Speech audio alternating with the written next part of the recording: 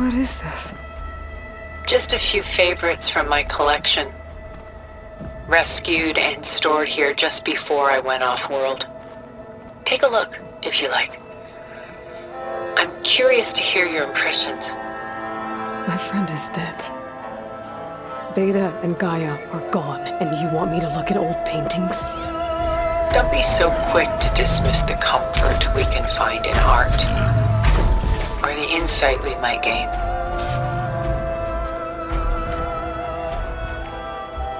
My favorite pairing on the left is Woman Reading a Letter by Vermeer, a true master.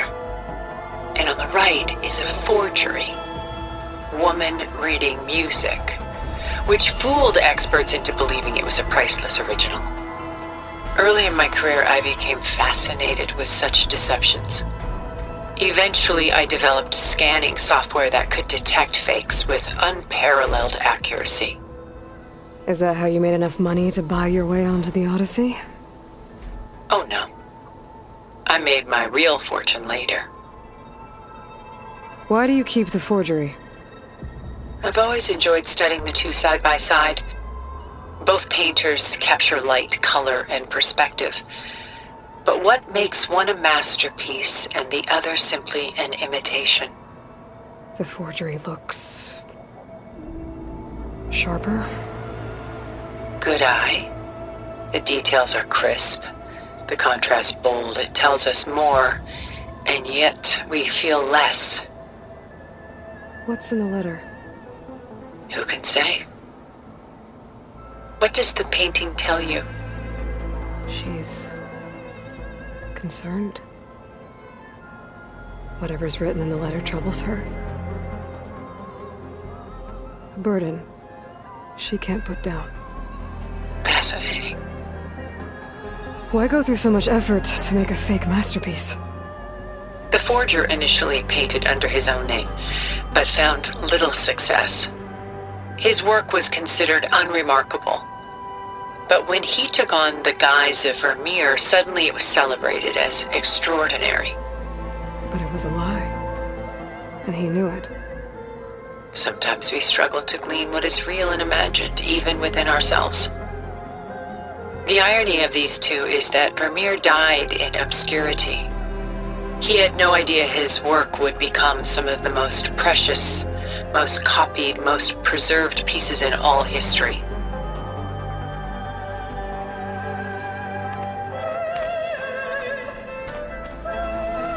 Selene and Endymion. She's the goddess of the moon, whereas he's a simple shepherd. Beside her is the god of love, Cupid. So she's... sneaking up on him? More like visiting him in secret. The torch that Cupid bears represents Selene's undying infatuation with him. Though the two must remain apart, her love will forever burn. And why can't Selene and Endymion be together? Selene took a vow of chastity, promising to never take a lover. So when she fell in love with Endymion, she could only visit him at night while he slept. But then wouldn't she be breaking that vow? Think of it as a forbidden love. Though circumstance keeps them apart, still they find a way to come together, however briefly. Aren't Selene and Endymion cold? Perhaps we should move on to another piece. Shall we move on?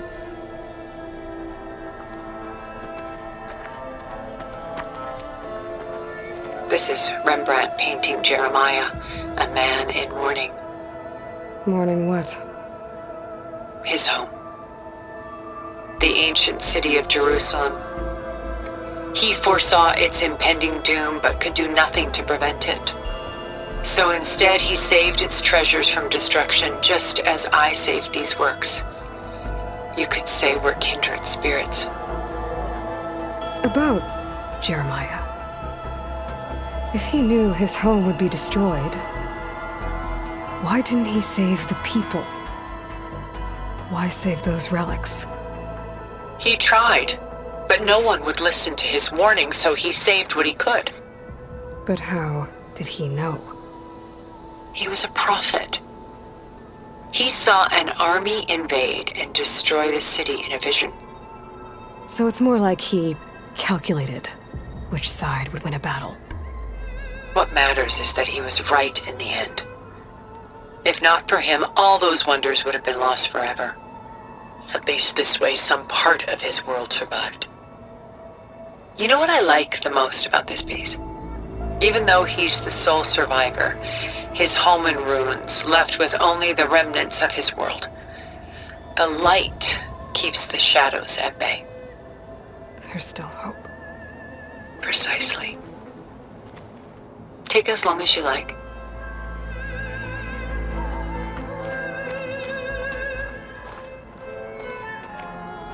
A portrait of the painter, Rembrandt's son Titus, depicted in the habit of a monk. I don't get it. Why would someone like you, with infinite resources, care about this painting of a boy in a hood? It's not the image itself, but the feeling it conveys. The face is bright and defined, but his eyes are downcast, heavy with misfortune. And the background seems to swallow all light. The painting is infused with a sense of loss. I guess I understand how the painter feels. Works of art such as these can often cause us to look inwards at our own lives. I'm sorry about your friend. Had I been able to intervene, I would have. But the risk of losing you as well was too great. Everything went by in a blur. I couldn't get to him. You know, long before holograms and focus recordings, people relied on art to memorialize their loved ones. Because of works like this painting, their lives are immortalized. Rembrandt had 4 children by his wife. All but Titus died shortly after she gave birth to them. She passed not long after that. Titus became the only family Rembrandt had. Which is why he painted him this way. Indeed. Then tragedy struck again. Disease claimed Titus at 26. It's almost as if Rembrandt painted the future, closing in on him. Rembrandt actually painted several portraits of Titus, but this one has always been my favorite. It's honest. What do you mean? In others, Titus was portrayed in brighter, livelier states, but here, Rembrandt allows himself to express his true feelings. Sorrow, fear, hope, love, laid bare on canvas for all time. I see this one resonates deeply with you.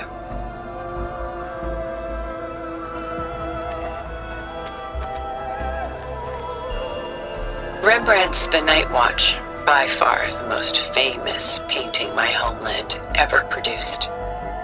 It was commissioned to honor a militia made up of influential citizens. I guess you must have been an influential citizen. In my day.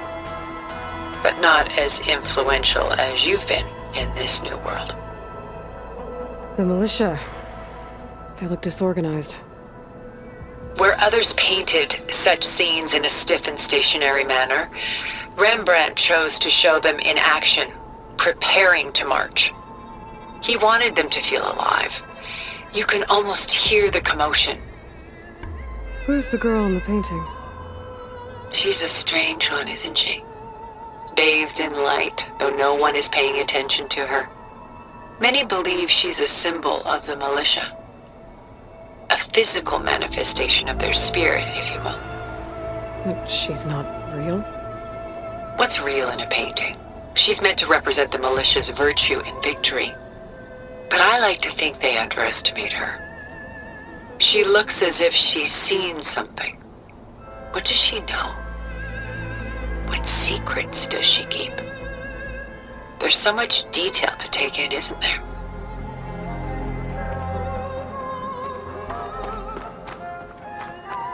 The Gust, by Willem van de Velde, the most famous of his many maritime paintings. A ship crossing into the unknown. I guess you're familiar with that. Indeed, which is why I appreciate this composition in particular. Though waves and wind threaten to destroy the ship, it perseveres, clinging to the light even as darkness closes in all around it. Where is the ship going? To a faraway land, most likely. My ancestors used ships like these to explore the world, sometimes at great cost. What were they looking for? Anything of value. They were traders willing to face unknown dangers to make their fortunes. But no matter how far they went, they always turned their sails home. So this Von de Velde only painted ships? It was his specialty. Following in the footsteps of his father, Willem the Elder. The two had quite a journey of their own, taking them all the way to the court of a foreign kingdom. Did they ever come home? No, but eventually their lives worked it. Take your time.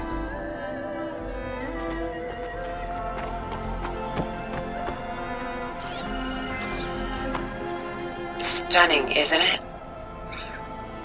Paintings were the only masterpieces of my people's golden age. This is Von Vianen's leaded ewer, molded from a single sheet of silver. What was it for? How like Elizabeth you are. Function over form. Its practical purpose was less important than its meaning.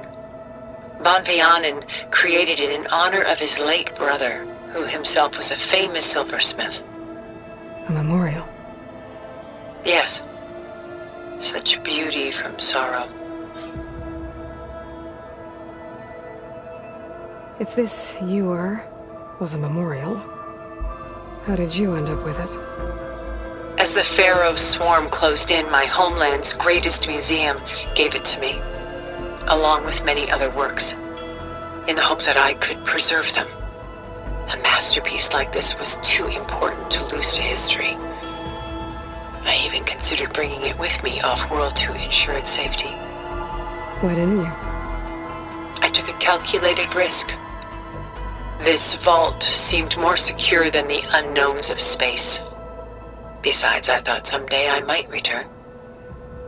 A long life, after all, has its advantages. Now, lo and behold, here I am. Exquisite, isn't it? She's pulling out her own hair. Out of madness, out of grief. It's hard to watch her suffer.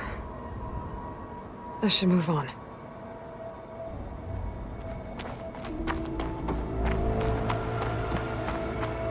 A lot of weight on his shoulders. I know the feeling. I should move on.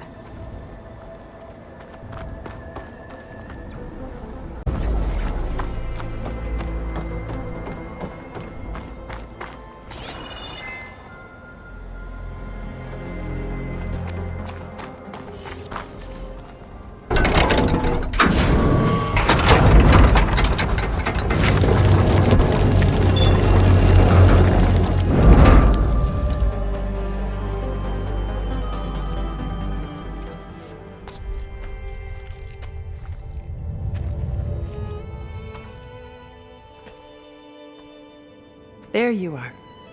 Feeling better? How did you find us? At the cauldron?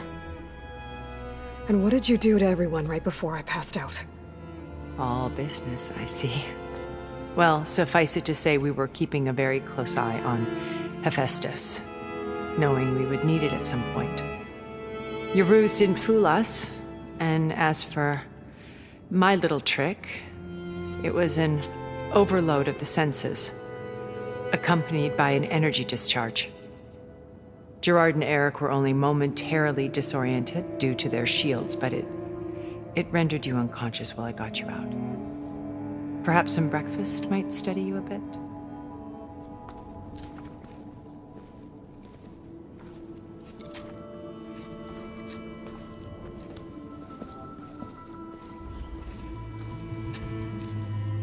This was your house.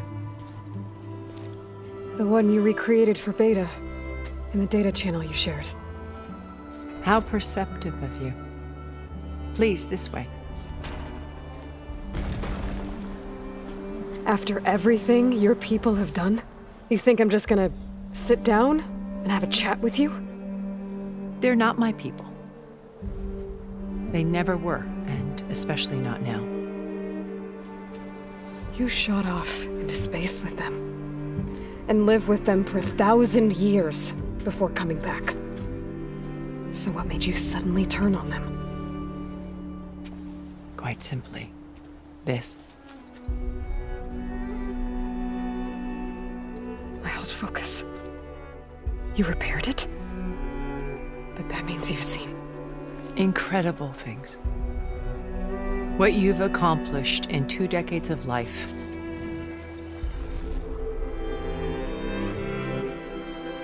A 1,000 years at my back and I haven't even come close.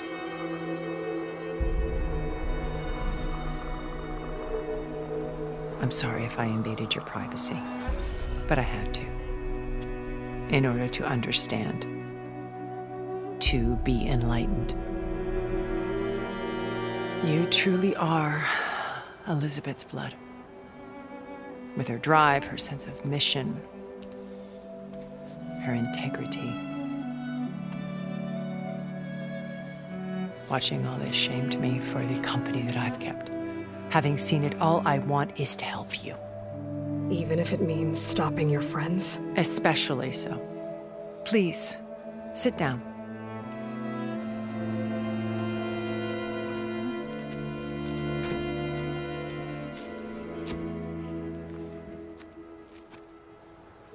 There. That's better. Now, we must recover Beta and Gaia at all costs. By now, you must know that Gerard intends to use Gaia to reboot the Earth's biosphere. Remaking this world to specifications that would only suit us immortals. This process will kill every living thing on the planet. He calls it a clean install. Not if I stop him first. Not if we do. And once he and the others are gone, we can work together to fulfill Elizabeth's dream. I'm sure Beta told you that there's a build of the Apollo database on board our ship. A complete collection of human knowledge. With that and Gaia, we could do everything Elizabeth wanted. Heal the biosphere, educate the people of this world, uplift them. Create the world she imagined. Let's not get ahead of ourselves. From what I've seen, your friends are invincible. I do wish you would stop calling them my friends. And they're not invincible. In fact, a friend of yours has found a way to defeat them. Silence. Oh, he's been a busy bee, building an army powerful enough to crash through Gerard's precious base. Yeah. Regala and her rebels. Even now, she's preparing a final march on the Tenakth capital. When she wins, she'll have the entire tribe under her control. Hundreds of warriors and machines to throw at the base. She's been duped. They'll all perish, of course. But it should be enough to break Gerard's defenses and allow Silence to kill him. Along with all the others. Using the new weapon he's developed. Yes, he's found a way to circumvent our shields. Truly an exceptional man. He's planned for everything. Except you and me. You see, while his army is battering down Gerard's doors, you and I will sneak in through a back way. One that only I know about. While Silence and my friends are busy battling each other, we'll take back Beta and Gaia. I told you I want to help you. I mean it.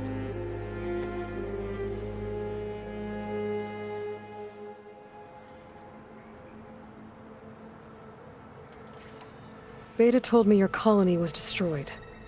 That you came back to Earth because you had nowhere else to go. It's true. After we reached our destination, a planet in the Sirius star system, We spent decades building a new home. The physical constraints of Earth, the boundaries of mortality, gone.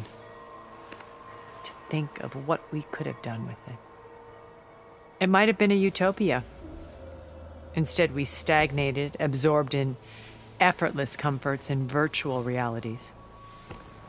It took a cataclysm to finally yank us out of our stupor. What happened? A massive geological event. We knew of instabilities in the planet core, but we underestimated them. By the time the collapse was upon us, it was too late to stop it. Only a few of us made it to the ship in time. We set course for Earth, the only safe harbor left to us. Which you decided to make unsafe for anyone else. Not me. Gerard. He believes it's better to wipe the canvas clean than work around the smudges. No more primitive tribes, no more combat machines, only a blank slate to do with as he pleases. But we will stop him. All we have to do is get into that base.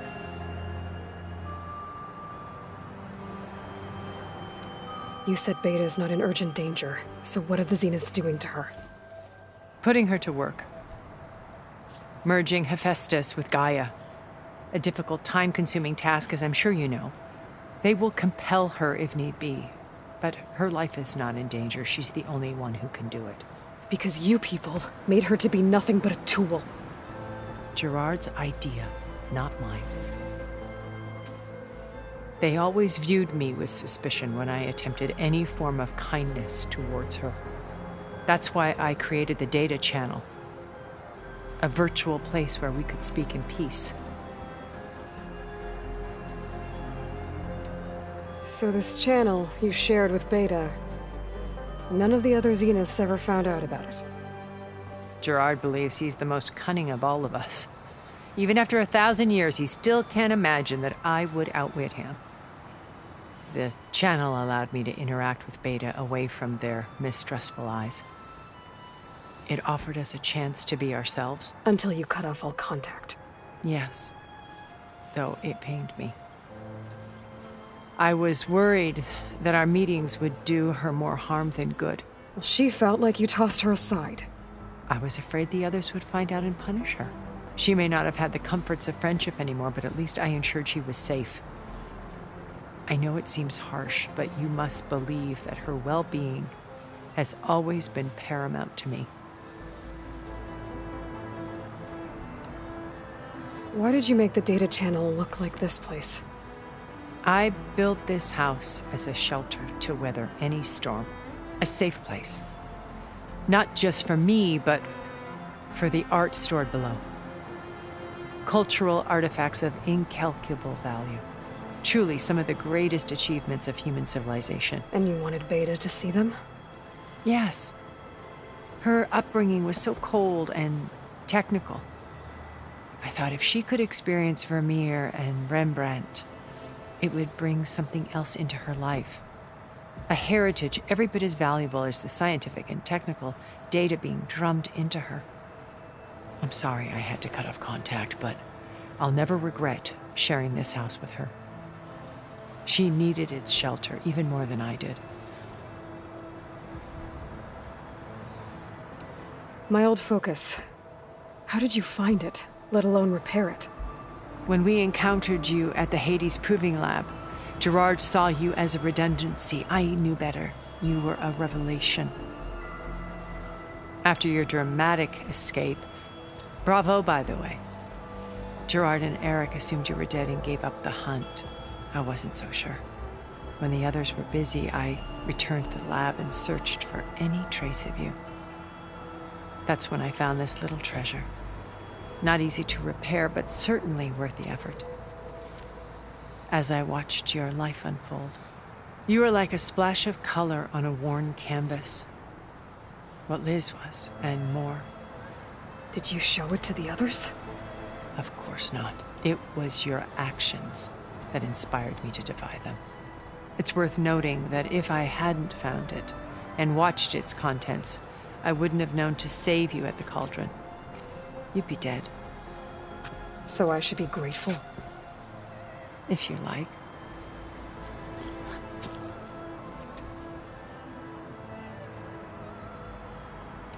So you know all about me. What about you? What would you like to know? Well, start with your life on Earth. When I was 8, terrorists flooded my home city. Thousands drowned, my parents included. I was one of the few who survived. My guardian sent me to boarding school. Among my peers, I was the strange girl, the orphan to be avoided. All because of circumstances beyond my control. Oh. So we're a lot alike, huh? Aren't we? You were an outcast. But you didn't let that stop you from getting what you needed. Neither did I. I climbed my way out of desolation and used my wits to build a fortune. First, from the technical analysis of art and the detection of forgeries. Profitable expertise in those days. But as it turned out, the software I developed was even more useful for counterintelligence. From there, it was only a short step to gathering extremely valuable intelligence on my own. You were a spy? More like a service one could turn to for information. I had to remain anonymous, of course, to protect my privacy. But despite that anonymity, Far Zenith inevitably sought me out.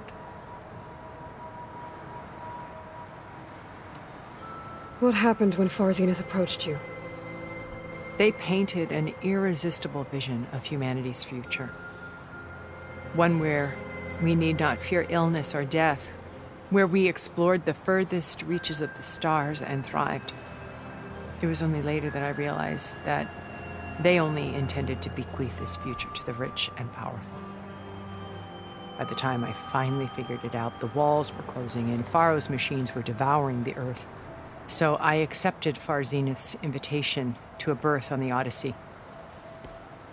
I wanted Liz to come, but she had nobler plans, as you well know.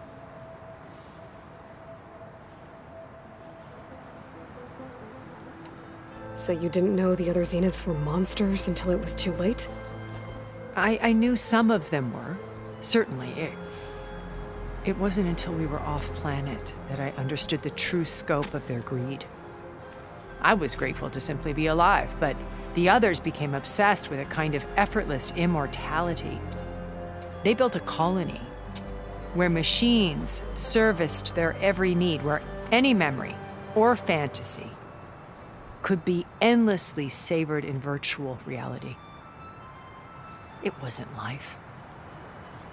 It was stultifying, a pampered dream state.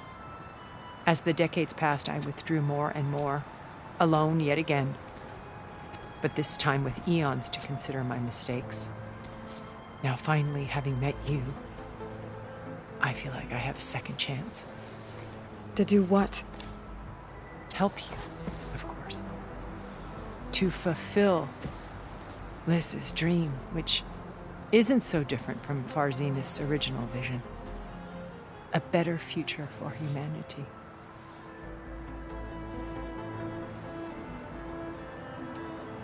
What exactly is your plan to sneak into the Zenith base?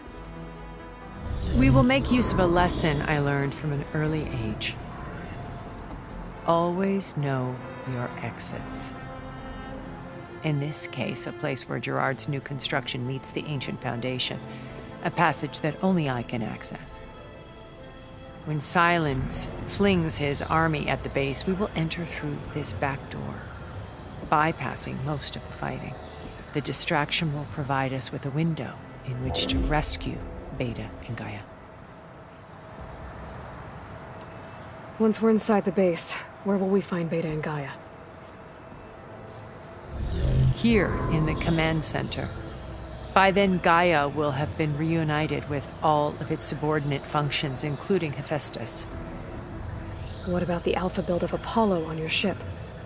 A simple matter of recovery once the others have been dealt with. With that in hand, we'll have everything we need to make this world as it should be. How do you know about Silence's plan? He isn't the only one adept at spyware. You hacked his focus? No, he's too careful for that. But his subordinates? Not so much. He gave additional focuses to the tribals he branded the Sons of Prometheus. The ones working with Regala. By tapping their focuses, I learned about most of his dealings. The distribution of override technology, the arming of Tanakh rebels, and the secret pact with Regala to attack Gerard's base. But how did he come up with a weapon that can take down your shields? That's the one thing I haven't been able to figure out, but however he did it, I'm quite certain it will work. With it and the Tanakh army, victory seems to be within his grasp. Such a shame he'll be disappointed.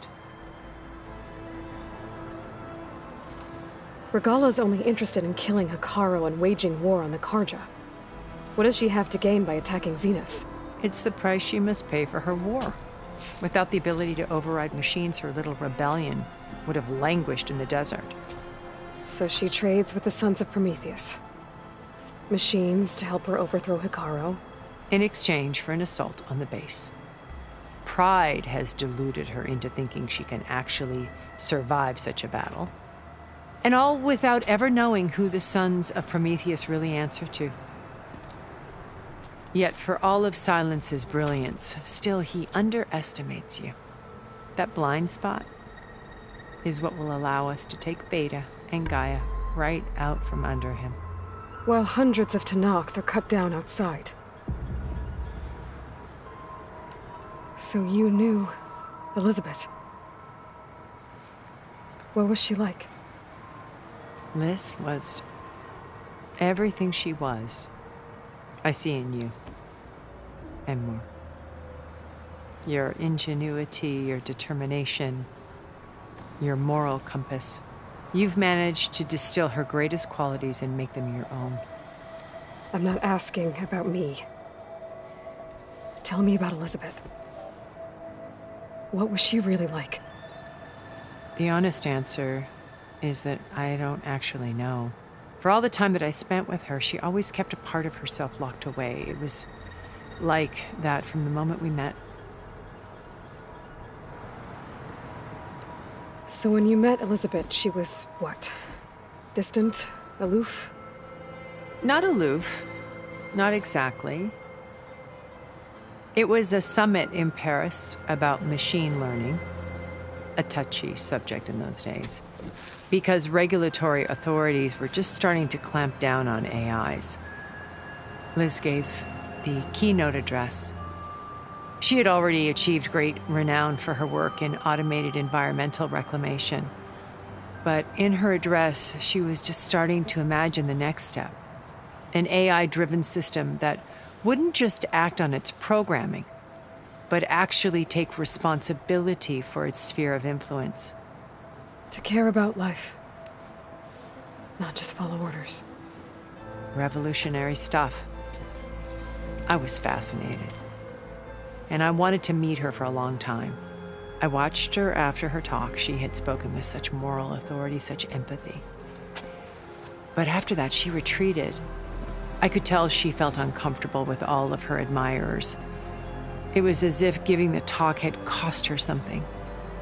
I didn't want to be a pest, so I planned my approach carefully. So how did you finally approach Elizabeth after her talk? I picked the right moment. The morning of the next day, right as she came back to the conference, she had just had her coffee. She was fresh, rested. It was like she had braced herself for the onslaught of colleagues. I asked if I could walk with her, then put forth a question about her talk that I thought was intelligent. Her answer made me realize it wasn't, but she was very welcoming. Almost as if we were previously acquainted. It was only halfway through the conversation that I realized she knew exactly who I was. It was quite a shock to me. My business was trafficking in secrets, and I took great pains to protect my anonymity. So that was Liz, perpetually one step ahead. I came to view our meeting as a metaphor for our friendship. She always seemed to know me far better than I knew her. I guess I know the feeling.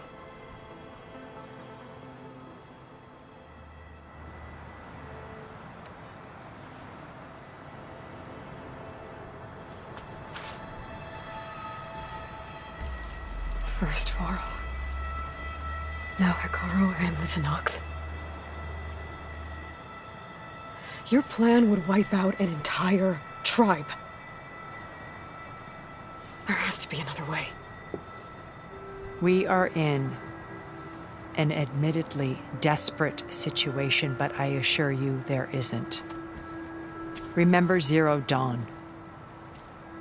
Elizabeth's sacrifice. Sometimes many have to die for a new world to grow. If it looks impossible, look deeper. Wait. The data channel. It still exists, doesn't it? I need you to open it. Let me talk to Beta. Impossible. We might be detected. It's worth the risk. There is another way, one where the Tenakth survive. But we won't. If the others... If you want to help, open it.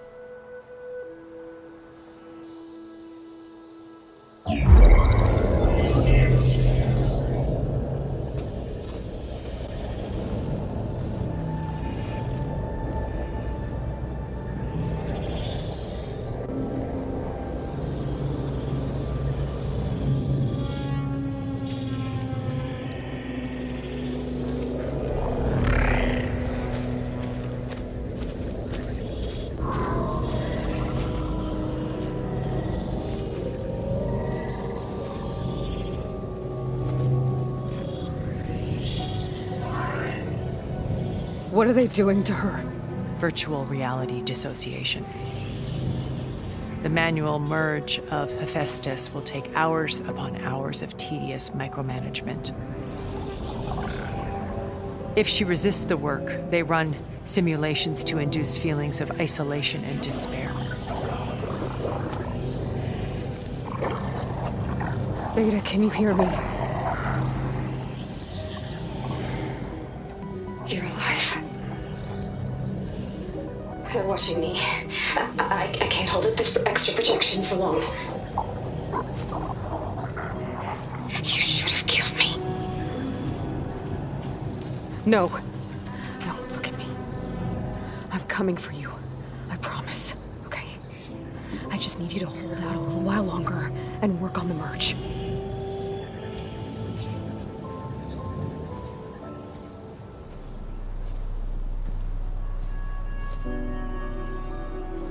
Then I think it can be done. I'll contact again when it's time. Can you hold on?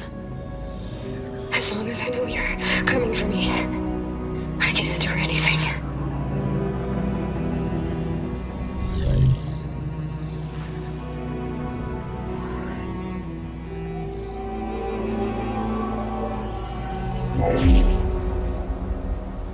All right. I did as you asked. Now I think you need to tell me what you're planning. I'm going to take Silent's army away. I don't need it. Only the weapon he made to penetrate your shields. And how do you propose to get it? Ask him nicely? Without Regala and her rebels, he won't have a choice. We'll be his only option. Only option for what? What did you tell her? That is between me and my sister. Will be Silent's only option for crashing that base. I'll tell you the rest later. But first, there are a couple of things I have to do. Oh. And what are those? Lay my friend to rest. And then I'm going to use the override that Beta gave me at Gemini to put an end to Regala's rebellion. From the air. Wait. Since you insist on doing things your way, I know of something that will truly help you make a grand entrance with the Tenakth. The ancient Horus Titans still possess electromagnetic energy cells as part of their arsenal. Drop one of those on Regala's army, and they'll receive quite a surprise.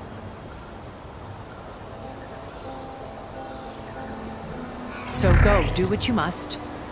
I'll come to your base if you manage to bring silence to the table. Not if. When.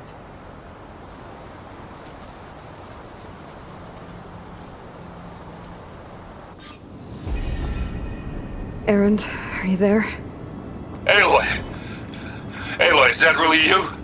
Yeah, it's me. Where's everyone else? We're all... we're back at base. What happened? It might be easier to explain in person. I'll try to join you there when I can. Okay. We'll wait here for you. It's good to hear your voice, Aloy.